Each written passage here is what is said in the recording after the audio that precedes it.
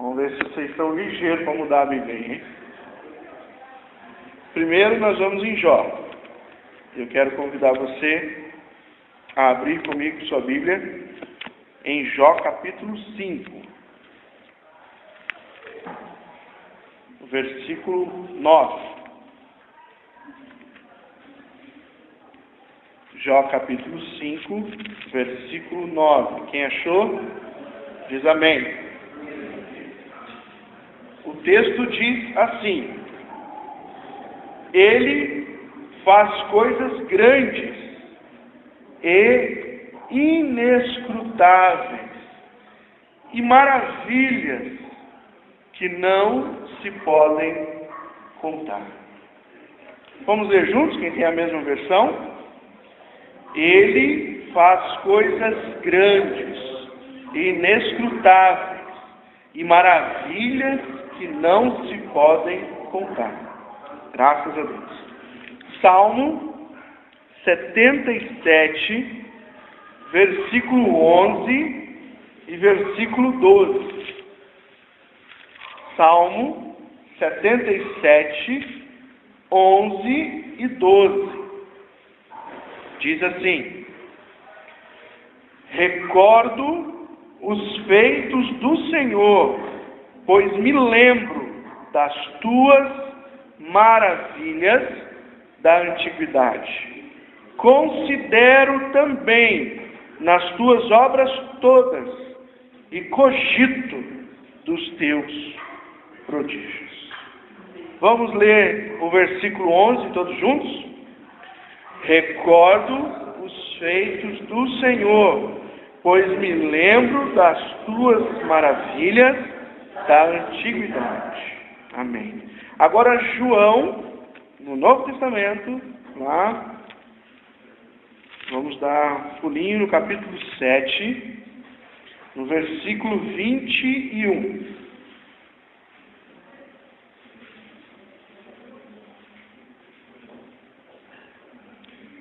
Replicou-lhe Jesus: Um só feito realizei, e todos vos admirais. Vamos ler juntos? Replicou-lhe Jesus: Um só feito realizei, e todos vos admirais. Amém. Vamos orar mais uma vez? Senhor, nós te agradecemos porque a tua palavra menciona os teus milagres. Ela, ó Deus, traz fé ao nosso coração, porque os teus milagres aconteceram, acontecem e eles sempre acontecerão, porque o Senhor é o mesmo Deus ontem, hoje e o será para sempre. Por isso, amado Deus, nos ajuda nesta noite a crer nos milagres do Senhor. Em nome de Jesus. Amém? Eu peguei esses 3 textos, irmãos, e eles falam sobre feitos, sobre maravilhas, sobre milagres. E milagre, como eu já tenho dito aqui para vocês durante o mês, é tudo aquilo que passa do possível. O que é uma coisa possível não é um milagre. Mas aquilo que é impossível, e quando ele se torna possível, então é um milagre. É possível atravessar o Mar Vermelho? Sim ou não? É, de barco. Peguei vocês agora, hein? De barco é possível, não é? Agora, com o pé seco, não dá. Mas o povo atravessou. É possível você alimentar pessoas com 2 peixes e 5 pães? É possível, se alimentar 1 ou 2, entendeu? Mas se você for alimentar 5.000 homens, é possível? E se aconteceu, então é um milagre. Porque o impossível tornou-se possível. Então nós damos o nome disso de milagre. Era possível Sara ser mãe de uma grande nação aos 90 anos de idade? Não era possível. Por quê? Porque ela não podia gerar nenhum filho. Mas Deus fez um milagre. Então eu queria que você entendesse o seguinte: Deus, em toda a história, vem realizando milagres para identificar a sua ação. Os milagres rompem a separação entre o natural e o sobrenatural. Entenda isso. Deus, em toda a história, vem realizando milagres para identificar a sua ação. Nós sabemos quem fez, foi Deus. Era um milagre e Ele fez. Ali está registrado a ação de Deus. E os milagres, eles rompem a separação que existe entre o natural e o sobrenatural. Deus irrompe isso e Ele traz então à existência o milagre. O livro de Hebreus vai dizer que Ele traz à existência as coisas que não existem. E você trazer à existência coisas que não existem é um milagre. E só quem faz isso é Deus. Deus é o único ser criador em todo o universo. Mas ninguém tem poder de criar do nada, a não ser Deus. Todos os outros criadores que criaram alguma coisa, criaram a partir de algo. Ninguém nunca criou do nada. Só Deus é que consegue fazer isso. Criar do nada. E criar do nada é um milagre. E um milagre é a ação de Deus no nosso meio. Deus está dizendo para nós com um milagre: está vendo? Eu estou aqui. Quando o povo passou o Mar Vermelho, no outro lado eles fizeram uma coluna de pedras. Para quê? Para que quando todo mundo olhasse para aquela coluna de pedras, lembrasse do milagre. Era uma assinatura. Nós vimos um milagre de Deus. Deus irrompeu o natural e trouxe o sobrenatural. Deus fez o impossível tornar-se possível. Isso é milagre. E hoje eu quero falar para você sobre os grandes milagres. Por isso nós lemos esses 3 versículos. E eu quero dizer o seguinte, que Deus ele faz grandes milagres ainda. E nós vamos dividir essa mensagem hoje falando sobre milagres na família, porque Deus ama a família. Ele é que criou. E Ele faz milagre na família. Aliás, da família Deus fez muitos milagres. Eu citei aqui o caso de Abraão, mas se você ler as Escrituras, tantos outros. Samuel, grande homem de Deus, veio de um ventre que não podia ter filho, certo? Deus é um Deus que ama as famílias e Ele então faz milagre na família. Eu quero falar para vocês também que Deus faz milagres didáticos. Como assim, pastor? Milagres didáticos? Ele faz milagre para te ensinar e para me ensinar. É um milagre didático. Eu aprendo com o milagre de Deus. Ele vai me ensinar alguma coisa através de um milagre. E Deus faz milagres pontuais. O que são milagres pontuais? Aconteceu no momento, aconteceu na história, e aconteceu na sua vida, e aconteceu na minha vida, e foi algo que às vezes você nem esperava, e eu não esperava, e alguém na história não esperava, e Deus ele decidiu ali fazer um grande milagre. E Ele fez porque Ele é Deus, e Ele sabe, e Ele faz a hora que Ele quer, do jeito que Ele quer, da maneira como Ele quer, no momento que Ele quer, Ele não pergunta nada para ninguém. Amém? Isso é Deus. O primeiro milagre que eu quero ver com vocês aqui são os milagres na família.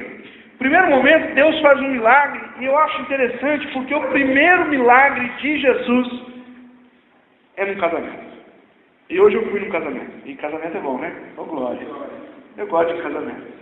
Não é só por causa da liturgia, mas é o depois do casamento. Depois da liturgia acho que é melhor, né? Um churrasquinho, aquele almoço. E hoje eu fui num casamento. E Jesus ele também foi no casamento. E o casamento estava rolando. E estava todo mundo lá agradecendo aos noivos, né? Se banqueteando. Muito obrigado por você me convidar. Deus abençoe a sua casa. Deus abençoe a sua família. Oh, mas está muito bom esse churrasco aqui. O cordeirinho está uma delícia. Mas tem um problema. Acabou o vinho. Tinha um problema no casamento. O vinho acabou. Jesus ali, um convidado, talvez um dos principais convidados, que os estudiosos entendem que ali é uma prima de Jesus que está casando.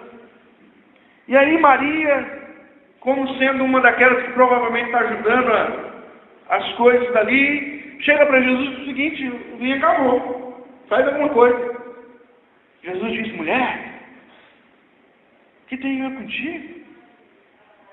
Você vira aí, não é chegada a minha hora, não é o momento ainda. E passou um tempo, a gente não sabe se passou horas, minutos ou dias, porque o casamento ali era... Não é que casamento de 2 horas, não. Era um negócio... casamento rodava mais dias.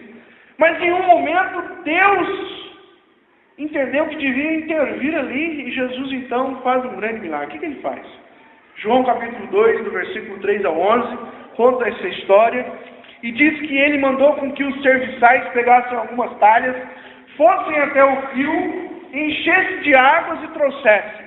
E aí quando trouxeram diante de Jesus, Jesus olhou para aquelas talhas ali e falou para os homens lá: levem essas talhas para que o homem que serve o vinho, o mestre-sala, o cara que cuida de tudo, que conhece tudo, que organiza tudo, leva para ele provar.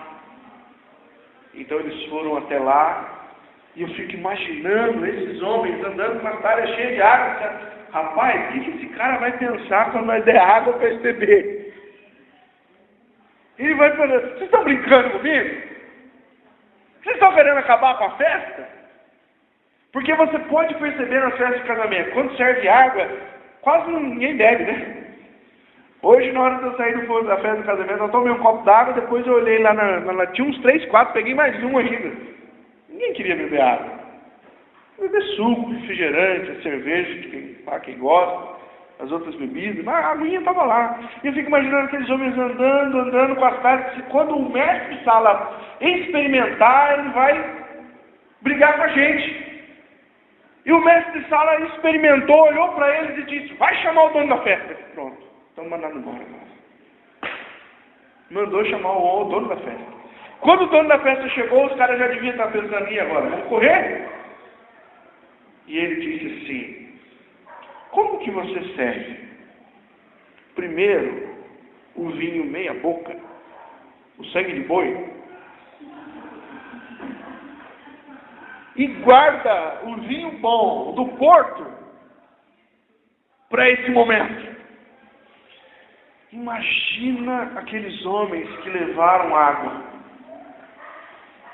porque Jesus mandou eles levarem, e eles obedeceram cegamente, e viram ali, irmãos, um grande milagre, algo improvável, algo que nunca mais aconteceu, e algo que seria difícil alguém novamente fazer: transformar a água em vinho, sem usar nenhum recurso, nenhuma uva, simplesmente dizendo: vai, leve. Mas quem mandou é o Deus Todo-Poderoso. E o Deus Todo-Poderoso, Ele pode transformar. Ele transformou o casamento, estava meia boca, os convidados já estavam querendo ir embora, os noivos já estavam apreensivos, talvez a noiva já estivesse falando com o noivo: não sei se vai dar certo, uma briguinha aqui, uma ali, mas Deus rompe este momento, e Ele traz um milagre nesse casamento, para mostrar para nós, sabe o quê? Que Ele é um Deus que cuida da família. Ele é um Deus que zela por família. Ele criou. Ele disse a Adão e Eva: vocês vão se unir em uma só carne, e vocês vão multiplicar, vocês vão dar à luz filhos, e eu vou abençoar, porque agora vocês são um só. Deus tem um propósito no casamento, irmão. Deus tem um propósito na família. E o propósito de Deus é que Ele quer trazer milagres para nós. Ele quer realizar milagres na tua casa, na tua família. Só porque Ele é poderoso para fazer, Ele quer fazer. Esse é Deus. Ele transforma. Uma outra história que mexe muito comigo, e eu acho linda essa história, e é também sobre a família, lá em Lucas capítulo 7. No versículo 12 ao 16, do Lucas capítulo 7, conta a história: Jesus está andando por ali, junto com seus discípulos, e ele está indo a caminho de uma cidade, e quando ele está chegando naquela cidade, está saindo ali um velório, um cortejo.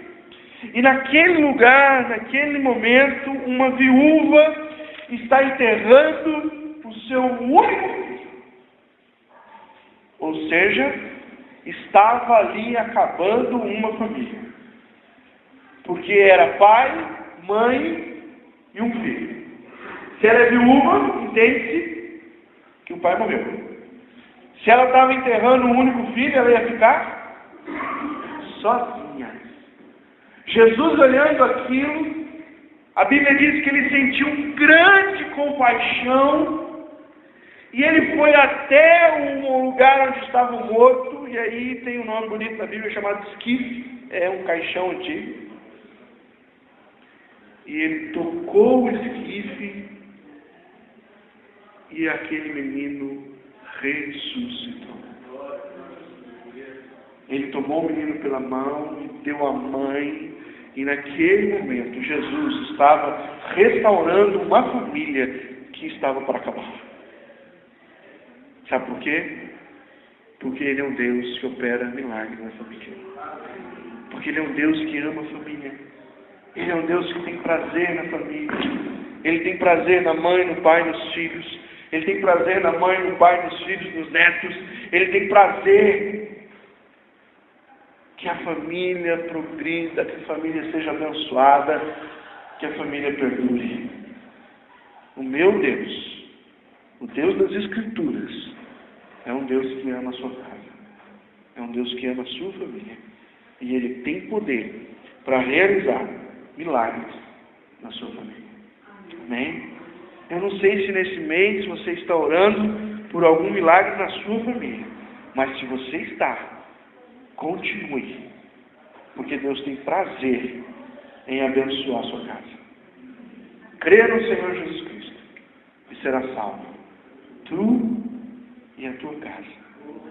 Há uma promessa de Deus para que as famílias sejam benditas.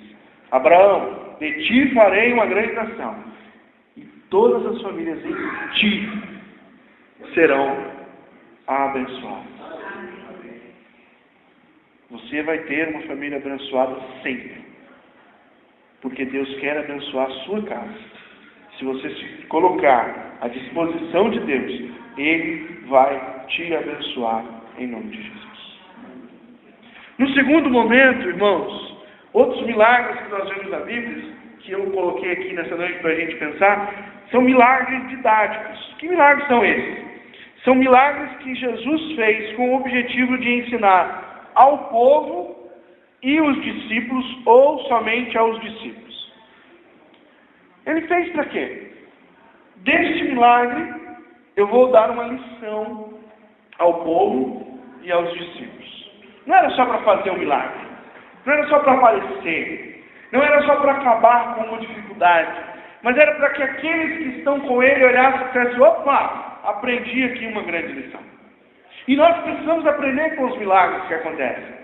Os milagres que você vê durante o dia, durante a semana, durante o mês, durante o ano. Os milagres que já aconteceram talvez lá atrás da tua vida.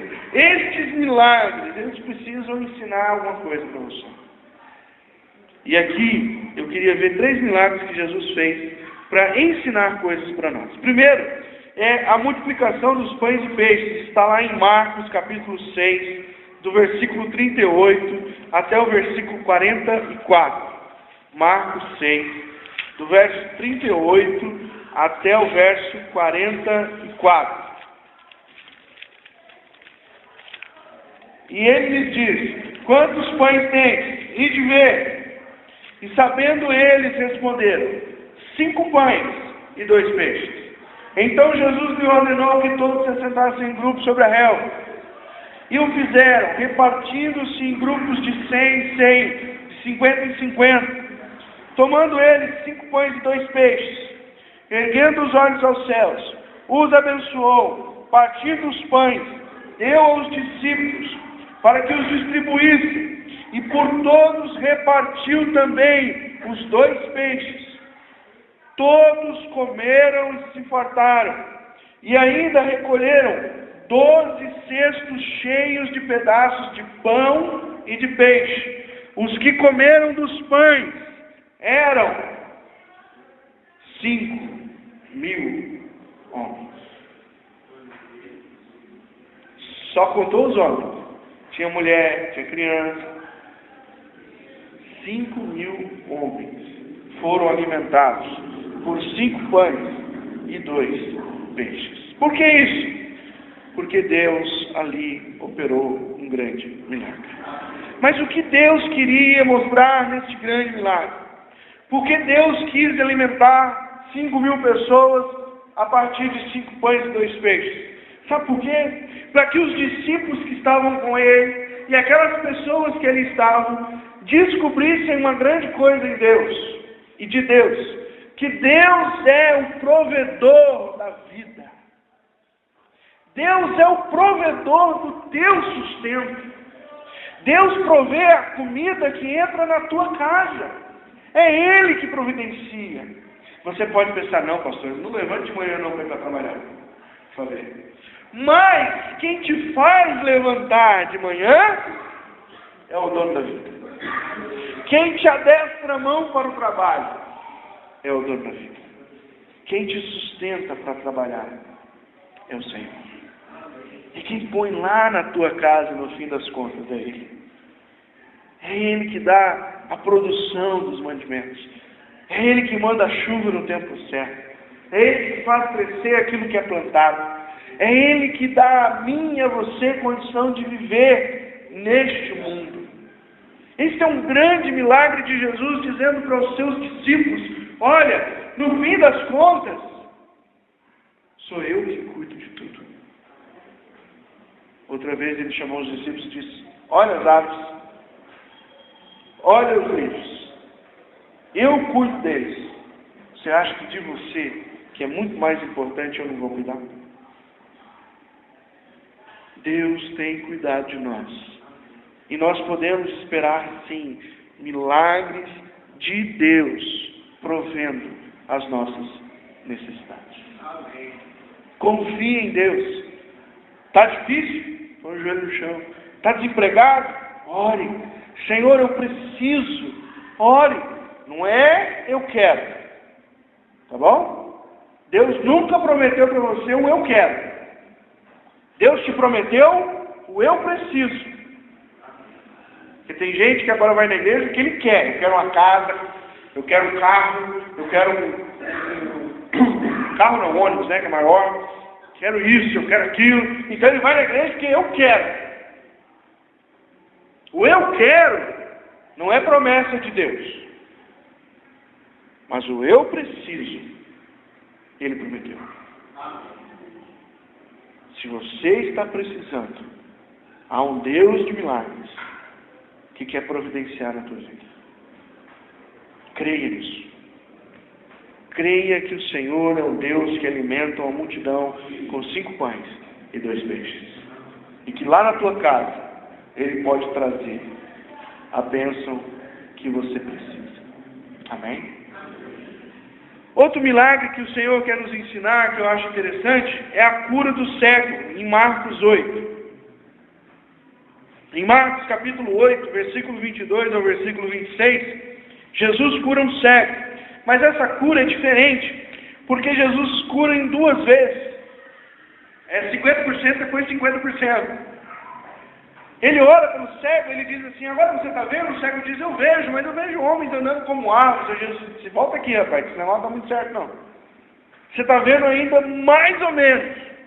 Jesus ora de novo e diz para ele, agora você está vendo? Agora está legal, agora eu estou vendo. Estou vendo até o que está escrito na camisa do irmão lá, estou vendo. Está tranquilo. Então pode ir embora. Deus abençoe a tua fé, vai em paz. E os discípulos ficaram meio assim.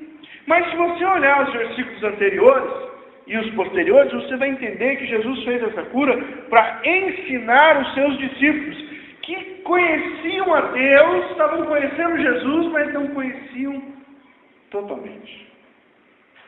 O que Deus estava ensinando para eles aqui? Gente, vocês estão me vendo só um pouquinho. Vocês precisam me ver com toda a nitidez. Sabe o que eu entendo, irmãos? Que na nossa caminhada com Cristo, nós precisamos de vez em quando pensar que tipo de Cristo que nós estamos vendo. Porque às vezes nós não estamos vendo Jesus como Ele é, nós estamos vendo Jesus como alguém falou. Não, alguém falou que Jesus é isso. Alguém disse que Jesus é isso. Mas o Jesus que você precisa conhecer, Ele está totalmente revelado nas Escrituras. Totalmente. E nós precisamos entender que Deus fez este milagre para que os discípulos entendessem a importância de conhecer Jesus totalmente. Não em parte. Eu preciso conhecer Cristo. Você precisa conhecer Cristo. Cada dia mais. Até o dia que você vai dizer, nem preciso mais de óculos. Óculos? Estou vendo Ele direitinho, como Ele é, a sua revelação. Nada mais está encoberto. Amém? Por que curou o cego em 2 vezes? Por isso. Porque tantos outros Jesus fala assim, então veja, ouça. E era na hora. Mas esse aqui, Deus fez um milagre para te ensinar, para me ensinar e ensinar os discípulos há 2000 anos atrás, que nós precisamos enxergá-lo da maneira correta. Que Deus nos ajude. Outro milagre didático está em Marcos, capítulo 9, versículo 17 ao 29. Jesus cura um endemoniado. E a história é assim, Jesus não está, os discípulos estão sozinhos, Jesus está longe, e chega um homem com um filho, esse filho está possesso de um espírito imundo, e esse homem chega aos discípulos e diz, olhem pelo meu filho precisa ser liberto, meu filho precisa ser totalmente livre desse demônio, esse demônio pega meu filho, joga ele no chão, joga ele na água, joga ele no fogo, todo o tempo esse demônio quer matar meu filho, ore por ele. Os discípulos fazem uma rodinha de oração, põe o menino no meio, e ora, e pula, e despula, e manda embora, e o demônio fica do mesmo jeito. Quando Jesus desce do monte, do lugar onde ele está, chegam todo mundo lá, alvoroçado do lado de Jesus, dizendo para ele, olha, os discípulos ali não conseguiram, o que aconteceu? O demônio continua. Jesus chegando, vê o pai do garoto e diz assim, escuta, o que aconteceu? Ele diz, olha, Senhor, eu trouxe o meu filho para que os seus discípulos orassem por ele, para ele ser livre do diabo, mas os discípulos oraram e Satanás continua oprimindo o meu filho. E um homem diz uma pergunta para Jesus. Se podes, livra o meu filho. Jesus olha para ele e diz, se podes? Tudo é possível ao que crê. E pergunta para o pai, você crê? Agora você imagina um pai que vê o filho crescer, endemoniado, jogado de um lado para o outro, leva na melhor igreja, com os melhores homens de Deus, os 12 que andavam com Jesus, não conseguiram fazer nada, não conseguiram livrar, ele está diante de Jesus e ele diz assim, eu estou crendo, mas me ajuda na minha falta de fé. Jesus diz, tá bom. Tem dia que a gente está meio assim, nossa fé é assim, né?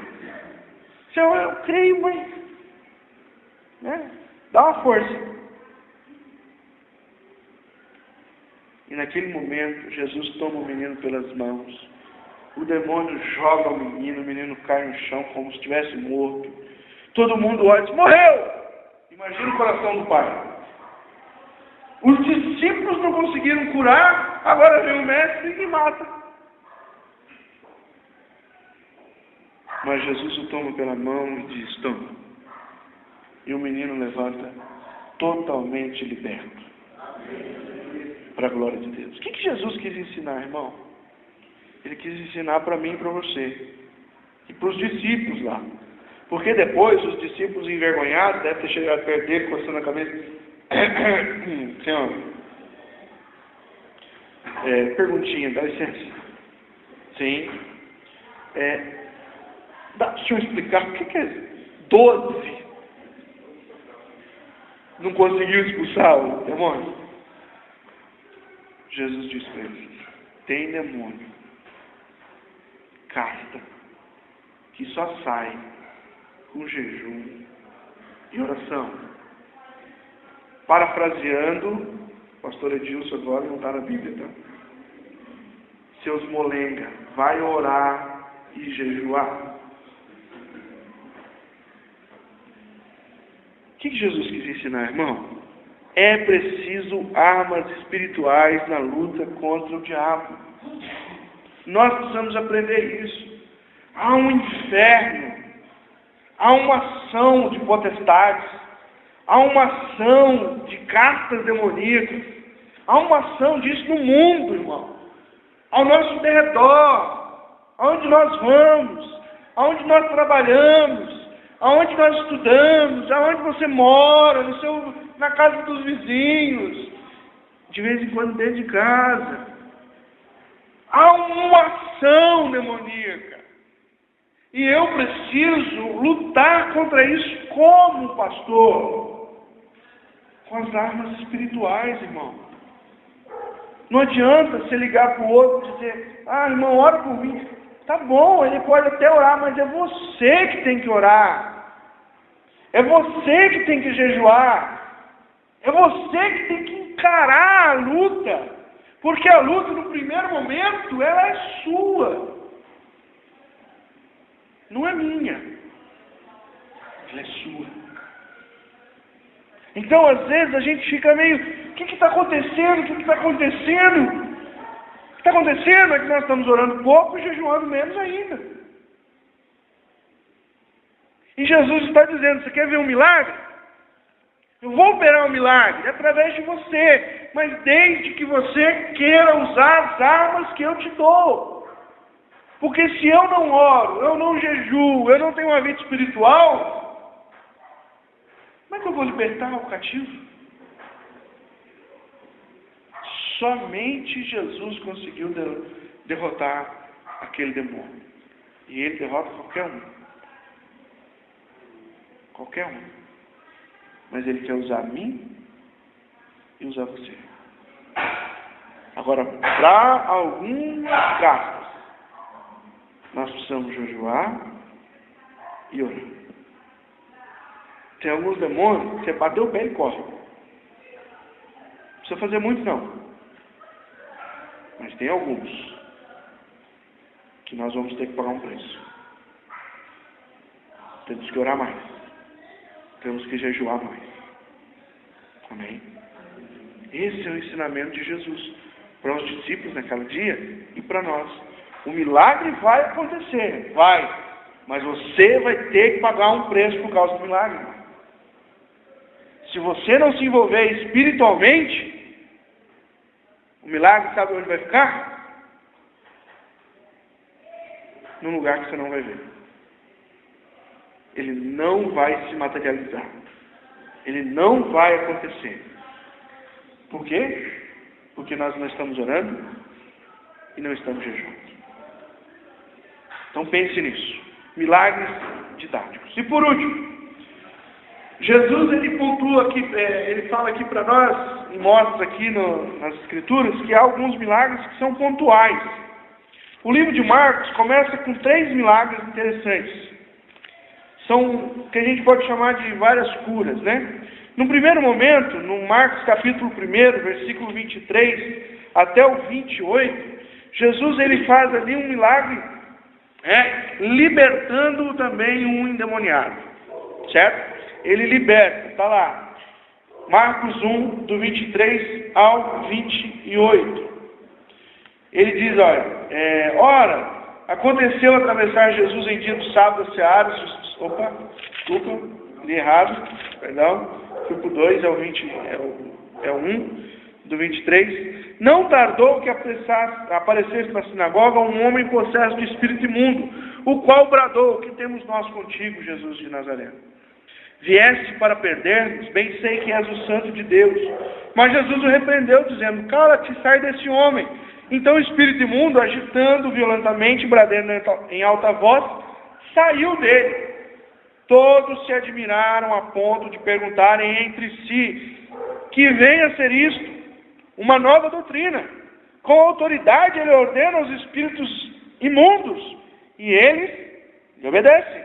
Então correu célebre a fama de Jesus em todas as direções, por todas as circunvizinhanças da Galileia. O que aconteceu aqui, irmão? Aconteceu um milagre pontual. Jesus ele não veio para fazer esse milagre, ele não estava ali com o propósito de fazer esse milagre, mas apareceu naquele lugar alguém que precisava do milagre. E Jesus estava pronto para libertar aquele cativo. Jesus estava disponível para libertar. E ele o fez. E aquele homem saiu dali liberto para a glória de Deus. São milagres. Jesus não tinha nenhum ensinamento, mas houve a necessidade e ele o fez. Saindo deste lugar, ele vai para a casa de Pedro. Chegando na casa de Pedro, olha como Pedro gostava da sogra, a sogra estava lá, na casa do Pedro. E tem gente que diz que Pedro não era nem casado ainda. Como é que o cara não é casado e tem sogra? Né? Eu não entendi. O Pedro casado, a sogra na casa dele, e a mulher estava doente, com febre. E diz que chegando lá, Jesus viu a sogra do Pedro doente. Ele não foi lá para isso. Provavelmente ele foi na casa do Pedro para tomar um café, para conversar o que ia acontecer lá no outro dia, para saber de onde que ele ia sair, onde ele ia chegar. Pedro, nós vamos passar aqui nessa vizinhança aqui, nós vamos morar ali, nós vamos fazer isso, nós vamos fazer aquilo. Chama os discípulos, coordena tudo. Chegou lá, a mulher está doente. Jesus diz: não seja por isso, minha filha. Tocou nela e a febre a deixou. E ela passou a servir-os. Ela se levantou disposta. Ela disse: agora pode deixar que o café é por minha conta. Que sogra, pensa, hein? Fez até um cafezão depois. Irmãos, Jesus não foi à casa de Pedro para curar a sogra dele. Mas ela precisava. E Jesus abençoou. Jesus curou. Jesus transformou aquela mulher. E se você ler depois disso, logo depois eles saem da casa, e diz assim, no versículo 32, à tarde, ao cair do sol, trouxeram a Jesus todos os enfermos e endemoniados. Acabou o café, olharam para fora, estava a plateia já lotou. E os primeiros lugares eram de pessoas doentes e endemoniadas. E o que aconteceu? Toda a cidade estava reunida à porta. Olha o lance. Ele curou muitos doentes de toda sorte de enfermidade. Também expeliu muitos demônios. Não lhes permitiram que falassem, porque sabiam quem ele era. Jesus não tinha programado um culto de libertação aquele dia. Não tinha uma faixa na frente da casa de Pedro: venha, 3 horas, culto da tarde da bênção, com Jesus de Nazaré. Não estava programado. Mas as pessoas sabiam a quem deviam buscar. E lá Jesus estava para curá-los. Por compaixão, por amor, por graça. Essas pessoas foram curadas. Queridos irmãos, os últimos 2 milagres que nós vamos ver durante todo esse mês são milagres pontuais, mas estes Jesus já veio para fazer desde antes da fundação do mundo. Jesus veio para fazer 2 milagres, e são os maiores milagres que ele pode fazer, por mim e por você. O primeiro milagre de Jesus, que ele veio sabendo o que ele ia fazer, está lá em Marcos capítulo 15, versículo 33 ao versículo 41, e é a sua morte. Como assim, pastor? A morte de Jesus é um milagre? Sim. A morte de Jesus é um milagre. Por quê? Porque Deus experimentou a morte para que nós não precisássemos mais morrer. O milagre da morte de Jesus ele morreu para que eu não precisasse mais morrer. Ele morreu para que você não precise mais morrer. Pastor, então eu não vou morrer? Espiritualmente você não precisa mais morrer. Se você entender que Jesus morreu no teu lugar, você saiu da morte para a vida.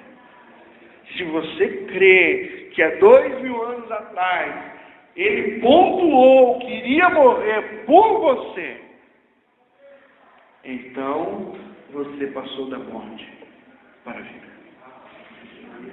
Qual é o grande milagre de Jesus, pastor? Sua morte. Porque um morreu, então nós podemos viver. Porque ele pagou o preço na cruz, então nós podemos ser livres dos nossos pecados. O grande milagre de Deus por mim e por você foi quando ele mandou o seu Filho Jesus na cruz do Calvário. Por isso que Isaías, quando vai falar da morte de Jesus, ele diz: porque ele levou sobre si as nossas dores. Que dores? O pecado. A desgraça da separação de Deus. Paulo, falando sobre a morte de Jesus lá em Colossenses, ele diz: porque ele encravou, ele destruiu a parede de inimizade. Na cruz, ele destruiu a parede de inimizade.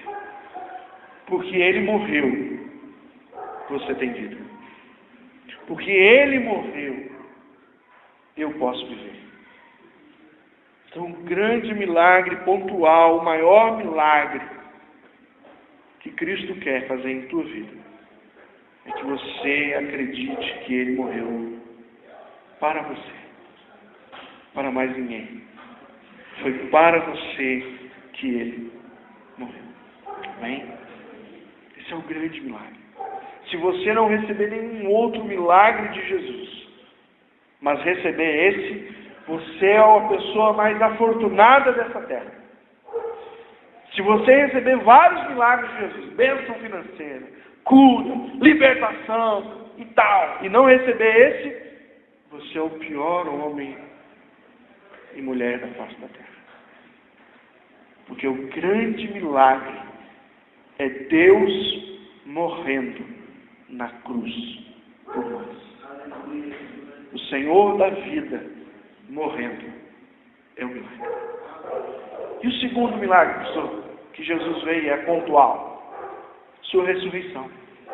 Marcos 16, versículo 1 a 8, conta sobre a sua ressurreição. Depois de 3 dias, a morte não o sustentou e ele ressuscitou. E qual é o grande milagre da ressurreição de Jesus? O grande milagre é que quando Jesus ressuscita, ele diz para mim e para você: ó, a esperança é essa. Você vai até morrer, mas você vai ressuscitar para viver eternamente comigo. Amém? É o grande milagre, irmão. Quando Jesus rompe a barreira da morte, ele nos leva com ele. Ele nos dá a oportunidade agora de olhar para essa vida e dizer: tudo bem, nós podemos até aqui sofrer, porque o que nos espera é algo muito maior. O milagre de Deus, irmãos, é nos tirar deste mundo e nos levar para um outro mundo, que é o dele, perfeito. Aonde não há choro, aonde não há morte, aonde não há dor, aonde não há tristeza. Mas para que você e eu pudéssemos estar lá, Jesus precisou ressuscitar e se apresentar diante de Deus como aquele que se sacrificou no meu e no teu lugar. Se não vivermos mais nenhum milagre, mas crermos que ele ressuscitou para que a gente ressuscite, nós vamos ser os homens mais felizes dessa terra. Se não crermos que Jesus ressuscitou e que vamos ressuscitar dentre os mortos, Como diz Paulo aos Coríntios, somos os mais infelizes, porque não há esperança. Se o mundo for morrer e acabar, nós então não temos nenhuma esperança. Mas se as Escrituras têm verdade, e eu creio que tem, então ainda que este mundo passe, um outro melhor virá para todos nós. Jesus ressuscitou para que você também ressuscite. Amém? Esse é o grande milagre, irmão. É o maior. Se você já o tem como Senhor e Salvador da sua vida, você já tem o melhor e o maior milagre de Deus. Amém? Quero encerrar nessa noite esse mês de intercessão por milagres, perguntando para você, qual é o milagre que você tem buscado? Pelo que você orou durante este mês? Não sei se você alcançou. Se você ainda não alcançou, continue orando. Porque a Bíblia diz, buscai e achareis. Busque. Acabou o mês de setembro, não aconteceu, vou desistir. Não. Persista. Orai sem cessar, diz as Escrituras. Não desanime. O mês de setembro foi só para levantar a tua estima para orar por milagres. Continue em outubro, em novembro, em dezembro e todo 2014 para a glória de Deus. Clame pelos milagres. Qual é o milagre? Talvez você queira um milagre na sua família, como nós vimos aqui. Talvez você queira um milagre da provisão, libertação. Pode ser esse o milagre. Ore. Ou talvez você queira o milagre de conhecer mais o Senhor. Talvez é isso que você está buscando. Eu quero uma maior intimidade com Deus. Senhor, me livra, me liberta, me ajuda. Eu quero ver o Senhor mais. Continue. Talvez o teu milagre seja um milagre de cura. Talvez você tenha uma enfermidade, você está buscando. Ore, clame. Ele é o médico dos médicos. Ele é o Jeová Rafa, o Deus que cura. E Ele tem poder para curar. Talvez o teu milagre seja que você ainda não recebeu a Jesus como Senhor. E esse é o principal. Você precisa crer que Ele morreu por você e ter convicção de que na eternidade você estará com Ele, porque Ele ressuscitou dos mortos. E este é o maior milagre de todos. Nós queremos terminar este culto orando pelos milagres de Deus. Se você durante este mês orou, eu quero convidar para você orar mais um pouquinho. Se é um desses milagres aqui que você tem buscado diante do Senhor, eu vou chamar você aqui na frente para a gente orar junto. Você quer um desses milagres na tua vida, eu gostaria que você viesse aqui. Talvez você tenha buscado na sua família um milagre. Vem aqui na frente. Talvez você precisa de provisão, libertação. Talvez você tenha buscado no Senhor o milagre de conhecer mais o Senhor. Venha na frente, o Senhor é poderoso para quebrantar, para transformar, para mudar a sua vida. Talvez você não tenha recebido e entendido a mensagem da salvação ainda. Se você não entendeu, Cristo quer salvar você. Ele quer entrar na tua vida. Ele quer trazer um milagre para você. Ele quer fazer com que você entenda que a morte dele foi por você. Ele ressuscitou para te dar esperança. E este é o maior milagre. Talvez você esteja enfermo, ou alguém que você tem orado está enfermo, e você tem buscado ao Senhor durante este mês. Vem aqui em frente. Vamos terminar este culto orando juntos pelos milagres que buscamos durante todo o mês de setembro. Clamando ao Senhor para que Ele transforme a nossa história. Milagre é Deus fazer o impossível tornar-se possível. E só Ele é que pode fazer isso. Amém? Quero convidar a igreja a ficar em pé e orar junto comigo nessa noite. Os irmãos que estão aqui na frente, feche os teus olhos e vai colocando diante de Deus em oração. Senhor, o Senhor conhece a minha necessidade, o meu milagre que eu preciso é esse. Não precisa falar em voz alta, mas diga ao Senhor, Deus, eu preciso desse milagre. E nós vamos orar por você. Pai, em nome de Jesus, nós estamos aqui enquanto igreja, Senhor, e nós ouvimos a Tua palavra nessa noite, que o Senhor é o Deus que opera milagres. Eu oro, Deus, pelos meus irmãos nessa noite, abençoando-os, ó Deus, em nome de Jesus, para que eles recebam do Senhor o milagre que eles precisam. Que o Senhor venha com suas vidas, tocando, Senhor amado, libertando, Senhor, trazendo, Senhor, a Tua cura, trazendo, Senhor, a Tua provisão. O Senhor conhece o íntimo dos seus corações. Eu oro, Senhor, abençoando em nome de Jesus, para que reconheçam e percebam o Teu agir. Deus Santo, visita com o Teu Espírito Santo, transforma, Deus, com o poder do Teu Espírito, a realidade dos meus irmãos, aquilo que eles têm ansiado diante da Tua presença, clamado diante da Tua presença. Senhor, opera agora. Senhor, transforma agora. Favorece, Senhor, porque Tu és o Deus que tem todo o poder. Não há impossível para o Senhor. Deus, age na vida dos meus irmãos. Fortalece os seus corações. Enche-os, ó Deus, com esperança que só o Senhor pode trazer. Recupera-os, Deus. Traz cura ao enfermo, Pai amado. Abençoa, Senhor, aqueles que precisam da Tua bênção. Em nome de Jesus. Nós oramos nessa noite, Senhor, não porque merecemos isso, mas porque a Tua palavra dá ao nosso coração a alegria de esperar um Deus que faz o impossível tornar possível. Deus Santo, ouve nossa oração nessa noite. Atende, Senhor, os corações que estão aqui na Tua presença. Senhor, fortalece os Teus filhos. E, ó Deus, dá a eles aquilo que eles estão precisando, Senhor. É a Tua promessa, que aquilo que nós precisamos, nós devemos buscar. Que o Senhor, em nome de Jesus, visite os Teus filhos nessa noite. Para a Tua honra e para a Tua glória é que nós oramos.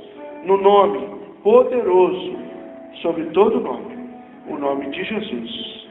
Amém e amém. Os irmãos abençoe. Deus abençoe. Pode sentar, irmãos. Queridos,